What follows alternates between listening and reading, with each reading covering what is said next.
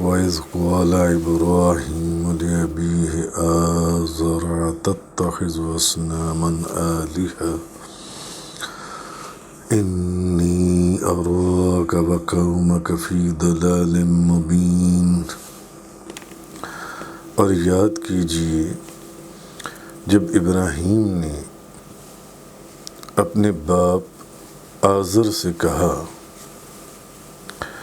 کیا تم بتوں کو معبود قرار دیتے ہو؟ بے شک میں تمہیں اور تمہاری قوم کو کھلی ہوئی گمراہی میں مبتلا دیکھتا ہوں۔ سورۃ الانعام آیت نمبر 74 کا بیان ہے کہ یاد کیجئے جب ابراہیم نے اپنے باپ آزر سے کہا، یعنی عرفی باپ، اپنے باپ آزر سے کہا کیا تم بتوں کو معبود قرار دیتے ہو؟ یہ جو بت ہیں یہ معبود ہیں، بے شک میں تمہیں اور تمہاری قوم کو کھلی ہوئی گمراہی میں مبتلا دیکھتا ہوں۔ جب ابراہیم علیہ السلام نے کہا، اب حضرت ابراہیم علیہ السلام حضرت آدم علیہ السلام کی پیدائش کی کم و بیش 3337 سال بعد پیدا ہوئے۔ حضرت ابراہیم علیہ السلام کی پیدائش حضرت آدم علیہ السلام کی پیدائش کے 3337 سال کے بعد ہے، اور اس وقت تک طوفان نوح جو ہے اس کو 1263 سال گزر چکے تھے، اور حضرت ابراہیم علیہ السلام نے 200 سال کی عمر گزاری، پھر وہ فوت ہوئے۔ یہ علامہ بدر الدین عینی آپ فرماتی ہیں تو حضرت ابراہیم علیہ السلام نے کئی مرتبہ توحید کو ثابت کیا۔ توحید کیا ہے؟ اور جو مشرک لوگ تھے ان لوگوں کی باتوں یا وہ جو اپنے خیال میں گمان میں جو دلائل دیتے تھے ان کا رد کیا حضرت ابراہیم علیہ السلام نے۔ تو انہوں نے مختلف اوقات میں توحید کو ثابت کیا اور مشرکین کا رد کیا۔ مثلا سورہ مریم میں ہے اِذ قال لأبیہ یا ابت لم تعبد ما لا يسمع ولا يبصر ولا یغنی عنک شیئا۔ جب ابراہیم نے اپنے باپ سے کہا کہ اے میرے باپ تم کیوں ایسے کی پرستش کرتے ہو جو نہ سنتا ہے نہ دیکھتا ہے نہ تمہارے کسی کام آ سکتا ہے؟ تم کسی ایسے کی کیوں عبادت تم پرستش کرتے ہو کہ جو نہ تو تمہاری بات سن سکتا ہے نہ تمہیں دیکھ سکتا ہے نہ تمہارے کسی کام آ سکتا ہے، تم اس کی عبادت میں لگی ہوئی ہو۔ اچھا، پھر سورۃ البقرہ کے اندر جیسا کہ آیا ایک اور جگہ پر اِذ قال ابراہیم ربی الذی یحیی و یمیت قال انا احیی و امیت قال ابراہیم فإن اللہ یأتی بالشمس من المشرق فأت بها من المغرب فبہت الذی کفر۔ جب ابراہیم نے کہا کہ میرا رب تو وہ ہے جو زندہ کرتا ہے اور مارتا ہے، تو اس بادشاہ نے کہا کہ میں بھی زندہ کرتا ہوں اور مارتا ہوں۔ تو ابراہیم علیہ السلام نے کہا کہ بے شک اللہ سورج کو مشرق سے نکالتا ہے، تو اس کو مغرب سے نکال کر دکھا دے۔ جب انہوں نے کہا کہ وہ زندہ کرتا ہے اور وہ مارتا، اس نے کہا یہ تو میں بھی کر لیتا ہوں، اور اس کی آپ پڑھائیں سورۃ البقرہ کے اندر۔ اور پھر جب انہوں نے کہا کہ میرا جو رب ہے اللہ وہ سورج کو مشرق سے نکالتا ہے، اگر اتنا تیرا دعوت تو ذرا اس کو مغرب سے نکال کے دکھا دے۔ فبہت الذی کفر، تو وہ کافر جن سا وہ ہکا بکا رہ گیا، وہ جو بادشاہ تھا۔ اچھا، اب اس میں مفسرین کا اختلاف ہے کہ حضرت ابراہیم علیہ السلام کے والد کا نام آزر ہے یا طارق ہے، کیونکہ اس آیت کے اندر ذکر ہوا کس کا؟ آزر کا۔ وَإِذْ قَالَ إِبْرَاهِيمُ لِأَبِيهِ آزر، اور یاد کیجئے جب ابراہیم نے اپنے باپ آزر سے کہا۔ تو اب مفسرین کا اس میں اختلاف ہے کہ حضرت ابراہیم علیہ السلام کے والد کا نام آزر ہے یا طارق ہے۔ تو حضرت ابراہیم علیہ السلام کے والد کا نام طارق تھا۔ آزر اصل میں آپ کا چچا تھا، آزر جی، اور عربی محاوروں کے اندر جو ہے وہ چچا پر باپ کا اطلاق کیا جاتا ہے، کہ چچا کو بھی باپ کہہ کر ہی پکارا جاتا ہے۔ تو اس لیے یہاں سے کوئی یہ نہ سمجھے کہ یہ ان کے والد کا نام ہے، بلکہ یہ ان کے چچا کا نام ہے، چچا کا نام۔ تو امام ابو اسحاق زجاج وہ لکھتے ہیں کہ نسب بیان کرنے والوں کے درمیان جنہوں نے نسب بیان کیا ہے اس میں تحقیق کی ہے، اس امر میں کوئی اختلاف نہیں ہے کہ حضرت ابراہیم علیہ السلام کے والد کا نام طارق تھا، طارق، اور قرآن اس پر دلالت کرتا ہے کہ ان کا نام آزر تھا۔ تو یہاں اصل میں آزر جو ہے وہ چچا کو باپ کے اس میں لایا گیا ہے۔ تو ایک اور روایت میں امام ابن جریر اپنی سند کے ساتھ روایت کرتے ہیں کہ مجاہد نے کہا کہ آزر ابراہیم علیہ السلام کے باپ کا نام نہیں ہے۔ یہ ایک اور روایت ہے، ایک اور قول ہے کہ وہ تو بت کا نام ہے آزر جو ہے۔ ایک اور روایت کے اندر ہے، ضحاک حضرت ابن عباس رضی اللہ تعالیٰ عنہما سے اس آیت کی تفسیر میں وہ لکھتے ہیں کہ حضرت ابراہیم کے باپ کا نام آزر نہیں تھا، ان کے باپ کا نام تو طارق تھا، حضرت ابراہیم علیہ السلام کے نام کا۔ کہنے کا مقصد یہ ہے کہ اس آیت سے کوئی یہ نہ سمجھے کہ یہاں پر یہ جو کہا گیا کہ جب انہوں نے حضرت ابراہیم علیہ السلام نے اپنے باپ آزر سے کہا، تو اسی لیے بعض تفسیروں کے اندر انہوں نے کہا ہے کہ جب یاد کیجئے جب ابراہیم نے اپنے عرفی باپ آزر سے کہا، عرف کے اندر یعنی چچا کو باپ کہا گیا جن سے۔ تو اب اس کی جو توجیہ بیان کی گئی ہے، جسٹیفیکیشن،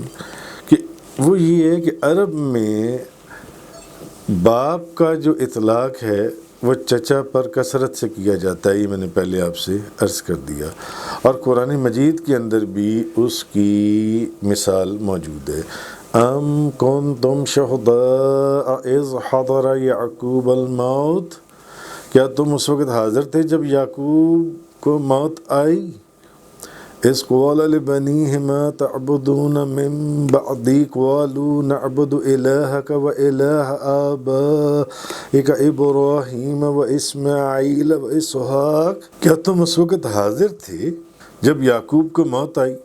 جب انہوں نے اپنے بیٹوں سے فرمایا تم میرے بعد کس کی عبادت کرو گے؟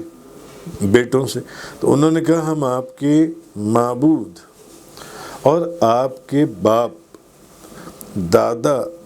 ابراہیم، اسماعیل اور اسحاق کے معبود کی عبادت کریں گے۔ تو اب اس آیت میں حضرت اسماعیل علیہ السلام پر باپ کا اطلاق کیا گیا ہے، حالانکہ وہ حضرت یعقوب علیہ السلام کے باپ نہیں تھے بلکہ چچا تھے۔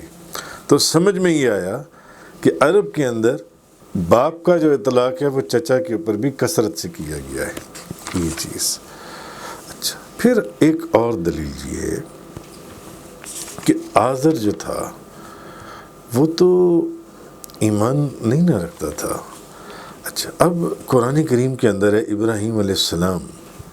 نے جب فرمایا رب اجعلنی مقیم الصلاۃ ومن ذریتی ربنا وتقبل دعا،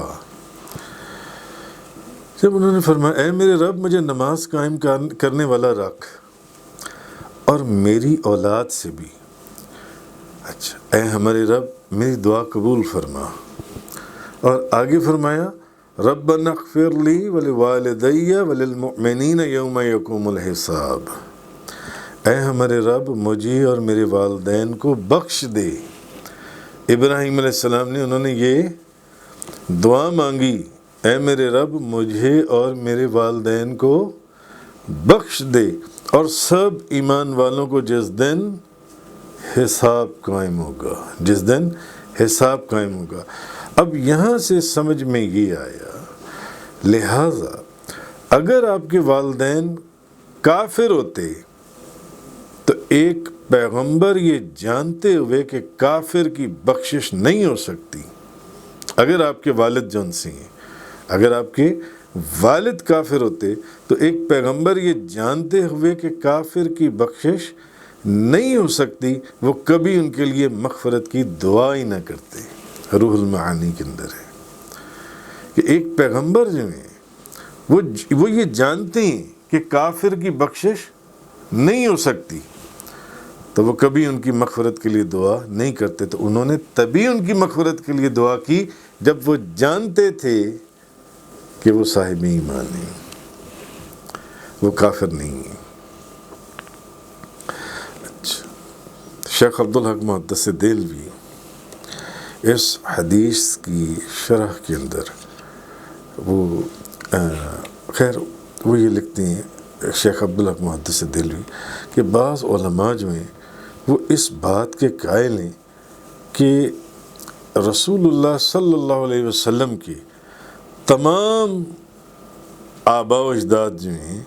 وہ شرک اور کفر کی آلودگی سے پاک اور منزہ ہیں، نبی پاک صلی اللہ علیہ وسلم کے والدین، اور ان کے نزدیک آزر جو ہیں یہ حضرت ابراہیم علیہ السلام کے چچا ہیں، جن کو مجازاً آپ کا باپ کہا گیا ہے، اور ان کے حضرت ابراہیم علیہ السلام کے باپ کا نام طارق ہے۔ کیوں؟ کیونکہ ایک پیغمبر ہو کر آپ کبھی ایک کافر کی مغفرت کے لیے دعا نہ کرتے، جو ان سے صاحب روح المعانی لکھتے ہیں۔ تو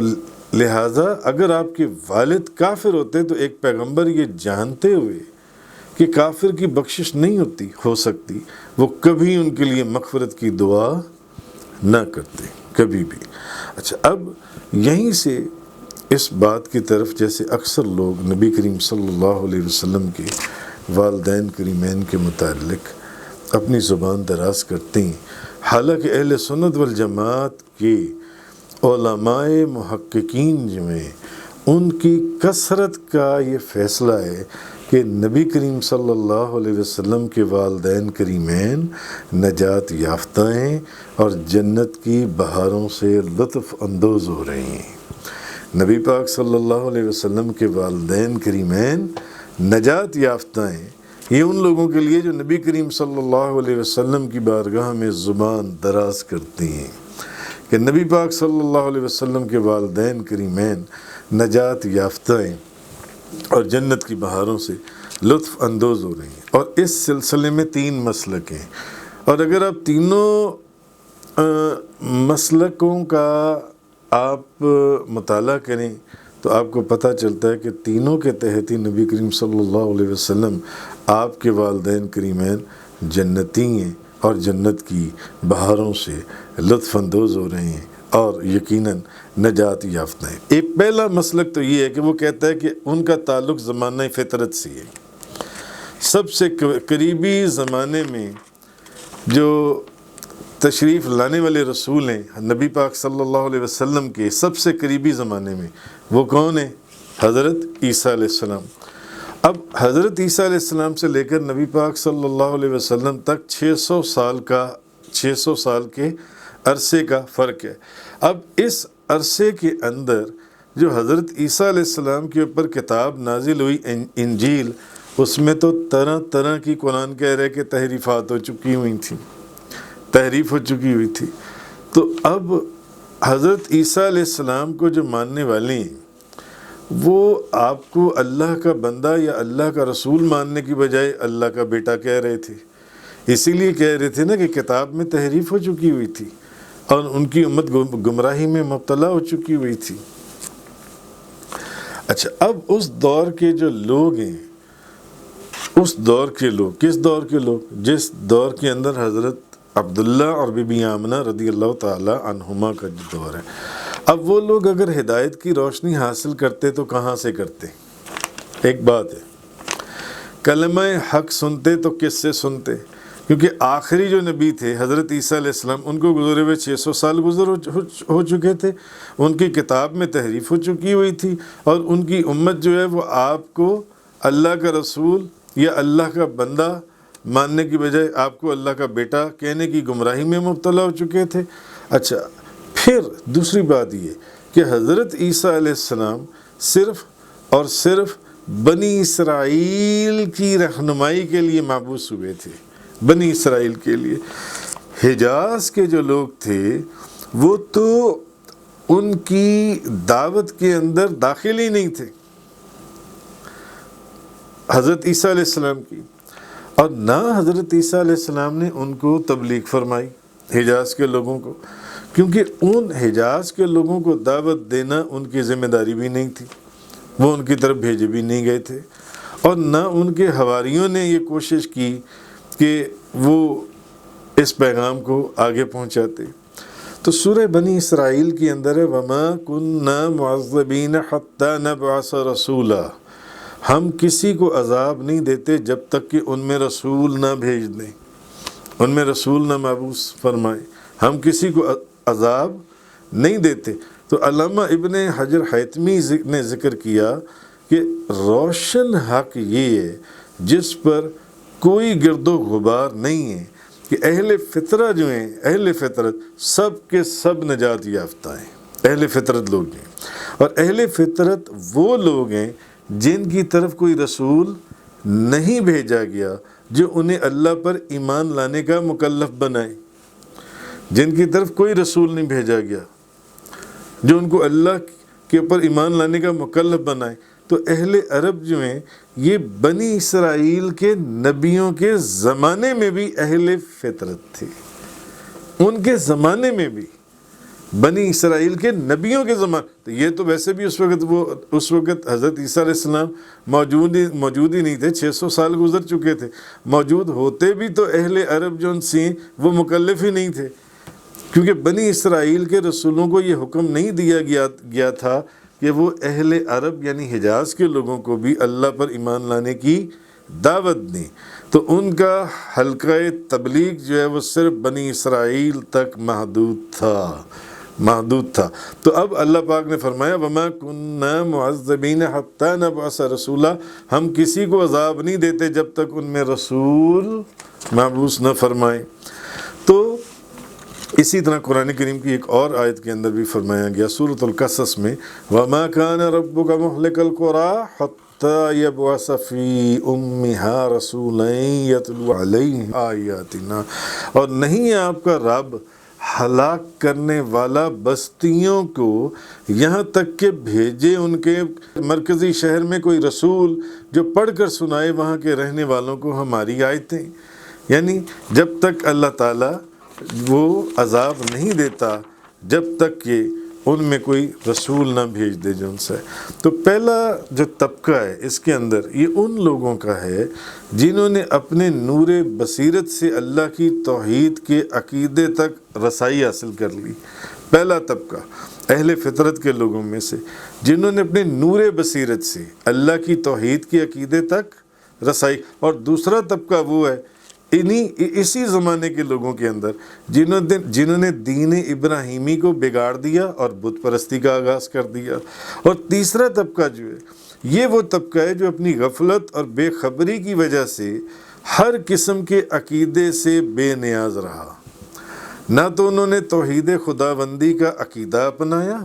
اور نہ وہ شرک اور بت پرستی کے مرتکب ہوئے،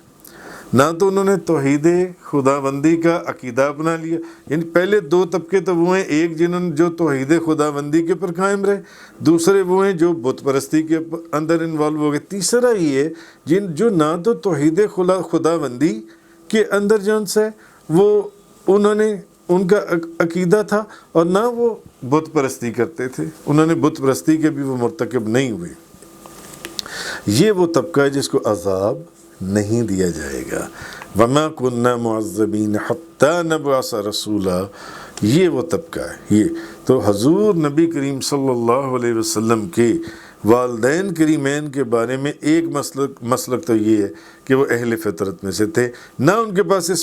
حضرت اسماعیل علیہ السلام کے زمانے سے لے کر حضور علیہ السلام کی بعثت تک کوئی نبی آیا، نہ کسی نبی کی ان کو دعوت پہنچی، اور نہ ہی انہوں نے کسی نبی کے ساتھ کفر کیا، نہ اس کی دعوت کو مسترد کیا، کیونکہ دعوت آئی نہیں تھی تو مسترد کیسے؟ اور اس لیے یہی وہ لوگ ہیں جو نجات یافتہ ہیں، یہی وہ لوگ ہیں جو نجات یافتہ ہیں۔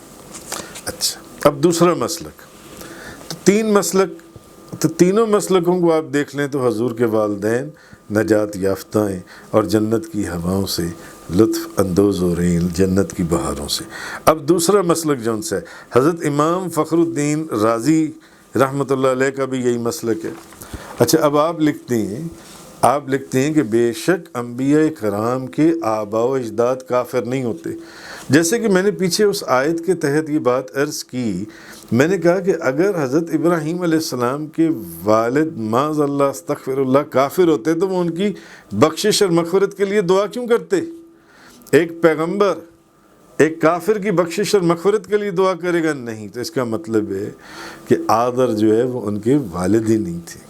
ان کے والد طارق تھے، وہ تو چچا تھے۔ اچھا، اب بے شک وہ لکھتے ہیں امام جو فخر الدین رازی ہیں، وہ لکھتے ہیں کہ بے شک انبیاء کرام کے آباء و اجداد کافر نہیں ہوتے، کیونکہ اللہ تعالیٰ فرماتے ہیں میری وہ ذات ہے جو آپ کو دیکھتی ہے، الذی یراک حین تقوم وتقلبک فی الساجدین، کہ میری وہ ذات ہے جو آپ کو دیکھتی ہے جب آپ کھڑے ہوتی ہیں، میری وہ ذات ہے جو آپ کو دیکھتی ہے جب آپ کھڑے ہوتی ہیں، اور جب آپ سجدہ کرنے والوں کی پیشانیوں میں منتقل ہوتے رہے۔ میں آپ کو دیکھ رہا تھا، سجدہ کرنے والوں کی پیشانیوں میں منتقل ہوتے رہے۔ تو سجدہ کرنے والے کون لوگ تھے؟ سجدہ کرنے والے کون لوگ تھے؟ یعنی جب آپ سجدہ کرنے والوں کی، تو اللہ پاک نے فرمایا کہ میری وہ ذات ہے جو آپ کو دیکھتی ہے جب آپ کھڑے ہوتے ہیں، اور جب آپ سجدہ کرنے والوں کی پیشانیوں میں منتقل ہوتے رہے۔ تو اس کا مطلب یہ ہے کہ حضور کا نور ایک سجدہ کرنے والے کی پیشانی سے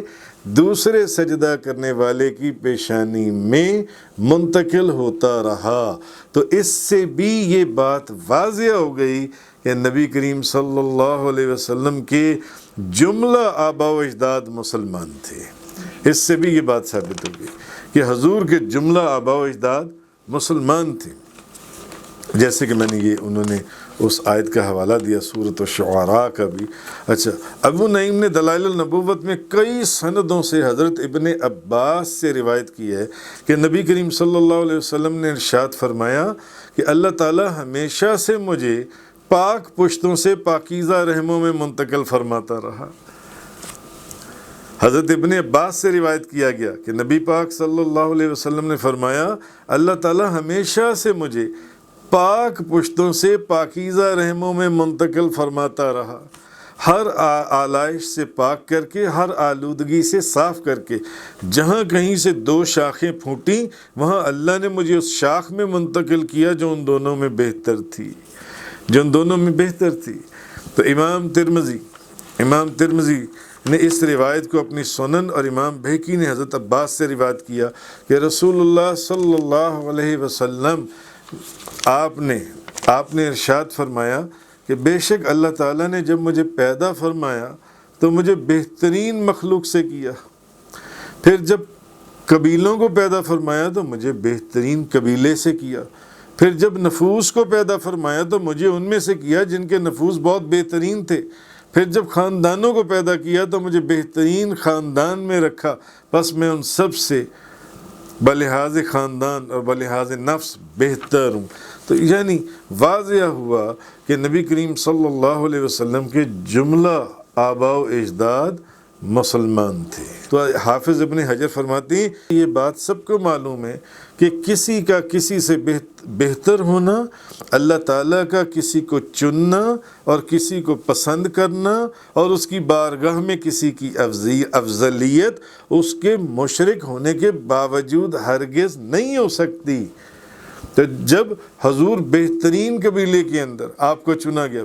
بہترین مخلوق سے کیا اللہ نے آپ کو چنا، پھر جب قبائل کو تو بہترین قبیلے کو آپ کے لیے چنا، پھر جب نفوس کو تو جن کے نفوس بہت بہترین تھے اس میں آپ کو چنا، پھر جب خاندانوں کو تو بہترین خاندان کو چنا آپ کے لیے، اس میں آپ کو رکھا، تو پھر حضور نے تو ان سب میں بلحاظ خاندان اور بلحاظ نفس میں بہتر ہوں۔ تو حافظ ابن حجر فرماتے ہیں کسی کا کسی سے بہتر ہونا، اللہ کا کسی کو چننا، اللہ کا کسی کو چننا، کسی کو پسند کرنا، اس کی بارگاہ میں کسی کی افضلیت اس کے مشرک ہونے کے باوجود ہرگز نہیں ہو سکتی۔ ایسا نہیں ہے کہ وہ مشرک ہوں اور اس کے اندر نبی کو چنا جا رہا اور وہاں سے افضلیت ثابت کی جا رہی، نہیں، ایسا نہیں ہے۔ تو عبد الرزاق المصنف میں انہوں نے ابن جریج سے، انہوں نے ابن مسیب سے روایت کیا، حضرت علی کرم اللہ تعالی وجہ الکریم نے فرمایا کہ ہمیشہ زمین کے اوپر، روئے زمین پر کم از کم 7 مسلمان رہیں، کم از کم، ہمیشہ روئے زمین پر کم از کم 7 مسلمان رہیں، ہمیشہ۔ اور اگر یہ 7 مسلمان نہ ہوں تو زمین اور جو کچھ اس پر ہے یہ سب کچھ تہس نہس ہو جائے، یہ سب کچھ تہس نہس ہو جائے۔ حضرت یہ مصنف عبد الرزاق نے، انہوں نے یہ حضرت علی کرم اللہ تعالیٰ وجہ الکریم سے کہ ہر وقت روئے زمین پر 7 مسلمان ایسے رہیں کہ اگر یہ 7 مسلمان نہ ہوں تو زمین اور جو کچھ اس میں ہے وہ سب کچھ تہس نہس ہو جائے۔ اسی طرح ابن منظر نے اپنی تفسیر میں سند صحیح کے ساتھ ابن جریج سے رب جعلنی مقیم الصلاۃ ومن ذریتی کی تفسیر نقل کی ہے۔ انہوں نے کہا کہ حضرت ابراہیم علیہ السلام کی ذریت میں سے کچھ آدمی دین فطرت پر رہیں گے اور صرف اللہ تعالیٰ کی عبادت کریں گے، صرف اللہ تعالیٰ کی عبادت کریں گے۔ تو کہنے کا مقصد یہ ہے کہ اہل تحقیق کے نزدیک حضرت ابراہیم علیہ السلام سے لے کر حضرت عبداللہ تک آپ کے تمام آبا و اجداد دین ابراہیمی پر تھے اور ان کے عقیدے سے عقیدہ توحید کا بھی پتہ چلتا ہے۔ اچھا، اسی طرح غزوہ حنین میں جب دشمنوں کی اچانک تیر اندازی سے اسلامی لشکر میں عارضی طور پر ایک افراتفری، ایک بغدڑ مچ گئی غزوہ حنین کے اندر، دشمنوں نے اچانک تیر اندازی شروع کر دی تو اسلامی لشکر میں ایک افراتفری مچ گئی، ایک بغدڑ سی مچ گئی۔ تو حضور نبی کریم صلی اللہ علیہ وسلم اس وقت اپنے خچر پر سوار تھے، تو انہوں نے تیروں کی بوچھاڑ میں جب تیر آ رہے تھے تو میدان جنگ کے اندر نبی کریم صلی اللہ علیہ وسلم یہ پڑھتے ہوئے آپ آگے تشریف لائے، انا النبی لا کذب انا ابن عبد المطلب، کہ میں سچا نبی ہوں، یہ جھوٹ نہیں، اور میں عبد المطلب کا بیٹا ہوں، میں عبد المطلب کا بیٹا ہوں۔ تو اگر عبد المطلب مواحد نہ ہوتے، توحید پر قائم نہ ہوتے، تو حضور نبی پاک صلی اللہ علیہ وسلم کبھی ان کی فرزندی پر فخر نہ کرتے۔ تو ان کی فرزندی کے اوپر، ان کے فرزند ہونے کے اوپر حضور نے کیوں فخر کیا کہ میں سچا نبی ہوں، یہ جھوٹ نہیں ہے اور میں عبد المطلب کا بیٹا ہوں۔ کیوں ان کی فرزندی کے اوپر حضور نے فخر کیا؟ کیونکہ حضور کو معلوم تھا کہ وہ مواحد ہیں، کیونکہ کافر کی فرزندی پر فخر کرنا منع ہے۔ جیسے کہ ابراہیم علیہ السلام نے جب دعا کی اپنے والد کی مغفرت اور بخشش کے لیے، تو یہ ممکن نہیں تھا کہ وہ ایک کافر کے لیے بخشش اور مغفرت کی دعا کرتے جو ان سے۔ تو خیر، اب ایک تیسرا مسلک ہے، اس مسلک کو بھی دیکھ لیں، تو اس میں بھی آپ کو یہی پتہ چلے گا کہ نبی کریم صلی اللہ علیہ وسلم کے والدین کسی بھی مسلک کو اٹھا لیں تو نبی پاک صلی اللہ علیہ وسلم کے والدین نجات یافتہ ہیں اور جنت کی بہاروں سے لطف اندوز ہو رہی ہیں۔ اب اس کے اندر جون سا ہے کہ اللہ تعالیٰ نے حضور نبی کریم صلی اللہ علیہ وسلم کے لیے حضور کے والدین کو زندہ فرمایا۔ اب ایک جماعت حفاظ محدثین کی وہ اس طرف گئی ہے، وہ کہتے ہیں کہ نبی کریم صلی اللہ علیہ وسلم کے لیے آپ کے والدین کو زندہ فرمایا اور وہ حضور پر ایمان لے آئے۔ یہ تیسرا پہلا مسئلہ کیا تھا؟ اہل فطرت میں سے۔ اب یہ تیسرا مسلک بیان ہو رہا ہے کہ نبی کریم صلی اللہ علیہ وسلم کے لیے حضور کے والدین کو زندہ فرمایا اور وہ بظاہر بھی کلمہ پڑھ کر آپ کے اوپر ایمان لے آئے، وہ آپ پر ایمان لے۔ اس کی بڑی لمبی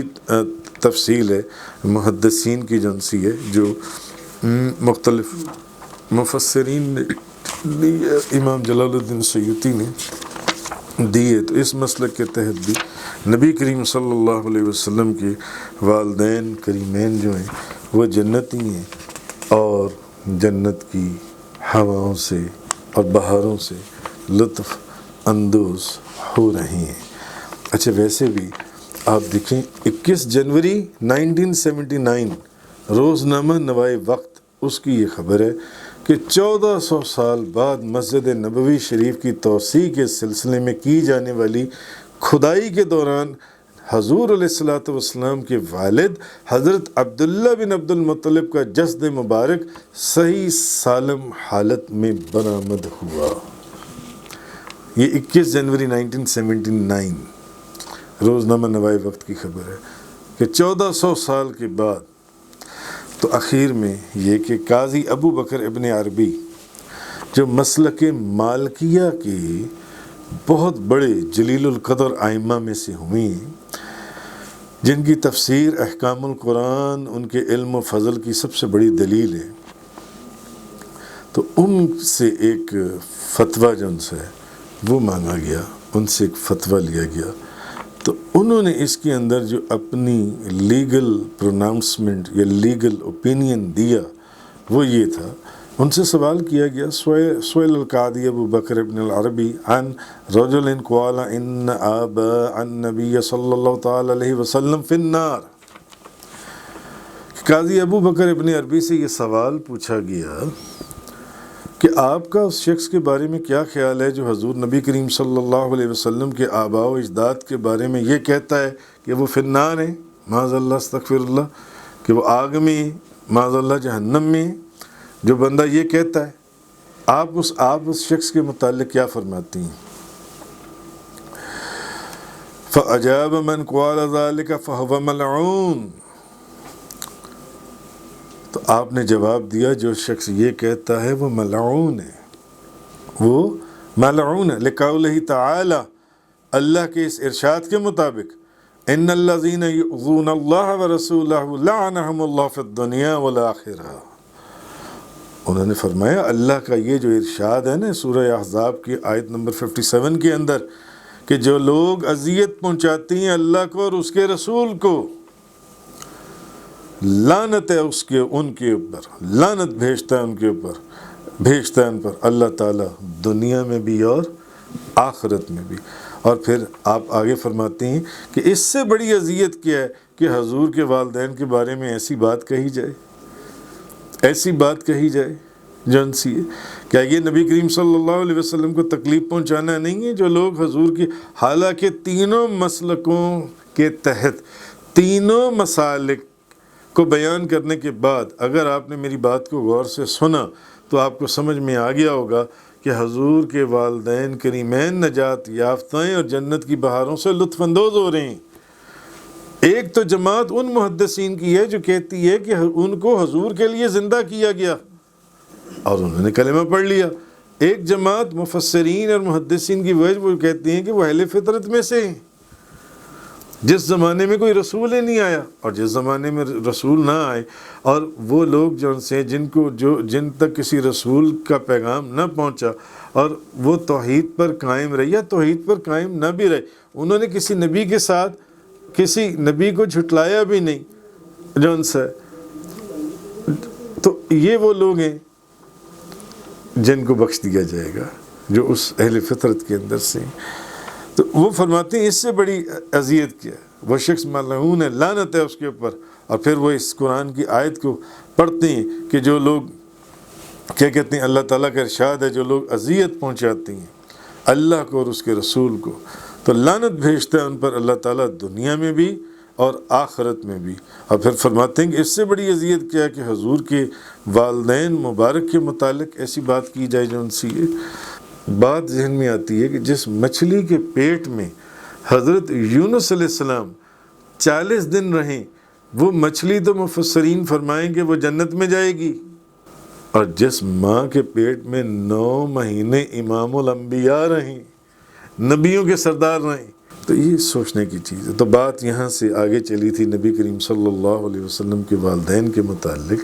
اسی آیت کی تفسیر کے ضمن میں کہ جب حضرت ابراہیم علیہ السلام نے دعا فرمائی رب اجعلنی مقیم الصلاۃ ومن ذریتی ربنا وتقبل دعاء ربنا اغفر لی ولوالدی وللمؤمنین یوم یقوم الحساب، لہٰذا بات سمجھنے کی یہ کہ اگر آپ کے والد کافر ہوتے تو ایک پیغمبر یہ جانتے ہوئے کہ کافر کی بخشش نہیں ہو سکتی وہ ان کے لیے کبھی مغفرت کی دعا نہ کرتے، تو معلوم ہوا کہ آزر آپ کے والد نہیں تھے بلکہ آپ کے چچا تھے، آپ کے والد کا نام جو ہے وہ طارق ہے۔